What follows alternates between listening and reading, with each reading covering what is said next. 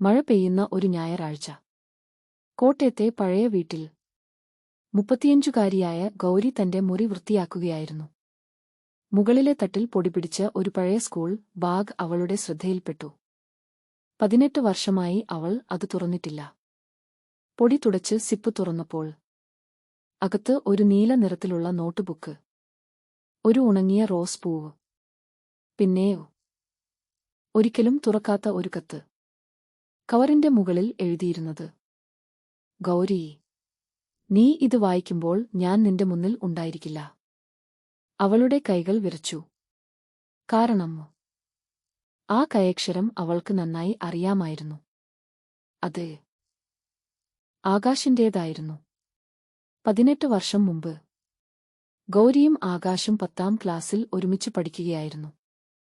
ഗൗരി ക്ലാസ്സിലെ ഏറ്റവും മിടുക്കി, ആകാശ് ഏറ്റവും വലിയ കുസൃതിക്കാരൻ. അധ്യാപകർ ദിവസവും അവനെ ശകാരിക്കും. പക്ഷേ ഒരു കാര്യം മാത്രം എല്ലാവർക്കും അറിയാമായിരുന്നു: ഗൗരി കരയുന്നത് ആകാശിന് സഹിക്കില്ല. ഒരിക്കൽ ഒരു വിദ്യാർത്ഥി ഗൗരിയെ കളിയാക്കിയപ്പോൾ ആകാശ് അവനുമായി വഴക്കിട്ടു. ശിക്ഷ കിട്ടിയിട്ടും അവൻ ചിരിച്ചുകൊണ്ട് പറഞ്ഞു: ഗൗരി കാലം കടന്നു.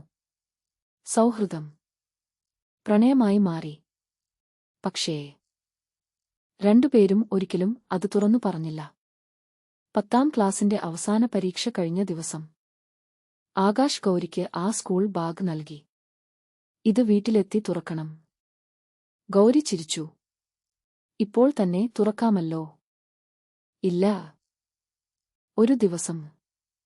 നിനക്ക് എന്നെ ഒരുപാട് മിസ് ചെയ്യുമ്പോൾ മാത്രം.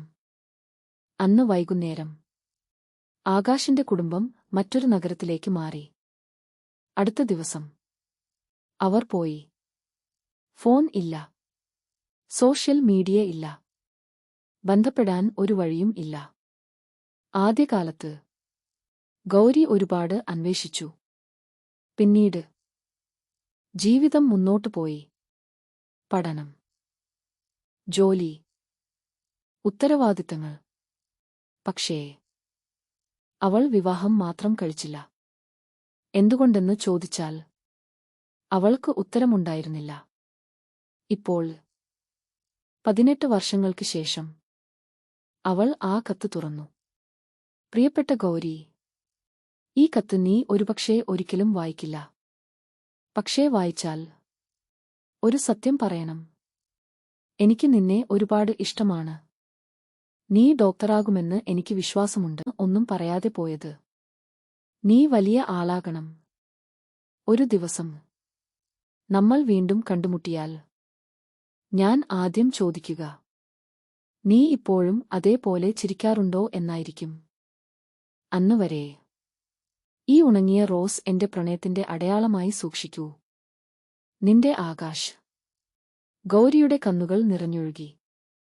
അവൾ ആദ്യമായി മനസ്സിലാക്കി, ഇത്ര വർഷം അവൾ എന്തിനാണ് ആരെയും സ്നേഹിക്കാൻ കഴിഞ്ഞില്ലെന്ന്. അടുത്ത ദിവസം അവൾ പഴയ സ്കൂൾ സന്ദർശിച്ചു. അവിടെ വിരമിച്ച മലയാളം അധ്യാപകൻ ഉണ്ടായിരുന്നു. ഗൗരി ചോദിച്ചു: സാർ, ആകാശിനെക്കുറിച്ച് എന്തെങ്കിലും അറിയാമോ? അധ്യാപകൻ കുറച്ചുനേരം മിണ്ടാതെ നിന്നു. പിന്നെ പറഞ്ഞു: അവൻ അധ്യാപകനായി. ഇടുക്കിയിലെ ഒരു സർക്കാർ സ്കൂളിലാണ്. ഗൗരി ഉടനെ അവിടേക്ക് യാത്രയായി. ചെറിയ മലഞ്ചെരുവിലെ ഒരു സ്കൂൾ. കുട്ടികളുടെ ചിരി, കളിയുടെ ശബ്ദം. ഒരു ക്ലാസ്സിൽ ഒരു അധ്യാപകൻ കുട്ടികൾക്ക് കഥ പറയുകയായിരുന്നു. അത് ആകാശായിരുന്നു. ക്ലാസ് കഴിഞ്ഞ് അവൻ പുറത്തേക്ക് വന്നു. ഗൗരിയെ കണ്ട നിമിഷം അവൻ നിശ്ചലമായി. ഗൗരി. അവൾ പുഞ്ചിരിച്ചു. കണ്ണുകളിൽ കണ്ണുനീർ. കെയിൽ ആ പഴയ ഉണങ്ങിയ റോസ്.